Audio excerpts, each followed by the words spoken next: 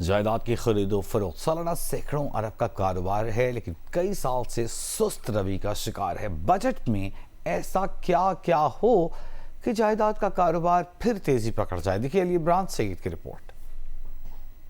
ہزاروں فیکٹریوں اور لاکھوں مزدوروں کا روزگار پراپرٹی بزنس سے منسلک ہے، لہٰذا یہاں کی تیزی کا معاشی ترقی سے براہ راست تعلق ہے۔ 3-4 سال قبل ٹیکسوں میں اضافے اور تعمیراتی لاگت بڑھنے سے پراپرٹی سیکٹر میں سستی کا راج اب تک جاری ہے۔ پراپرٹی ماہرین کے مطابق ریل اسٹیٹ سیکٹر کو ترقی دینا ہے تو ٹیکس کمی کے ساتھ نان فائلرز پر 18.5% کی بلند ٹیکس شرح کو کم کرنا ہوگا۔ کرایوں پر ٹیکس میں کمی لانی ہوگی۔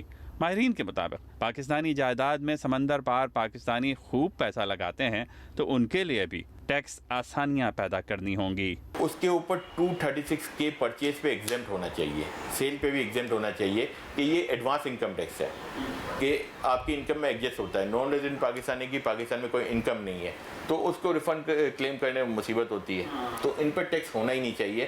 آپ شروع میں پرچیز پہ ٹیکس نہ لگاؤ، سیل پہ چلنے دو، پرچیز پہ ٹیکس نہ لگاؤ تاکہ ان کو کوئی ریلیف تو ملے۔ چیئرمین آباد حسن بخشی کا کہنا ہے کہ بلند تعمیراتی لاگت کم کرنے کے لیے سیمنٹ سیکٹر کا کارٹل توڑنے کے اقدامات کیے جائیں۔ ان کا کہنا ہے کہ بجٹ میں تعمیراتی مال پر ٹیکس چھوٹ کا اعلان کیا جائے، اس لیے کہ تعمیراتی شعبہ لاکھوں افراد کے روزگار اور معقول ٹیکس آمدن کا ذریعہ ہے۔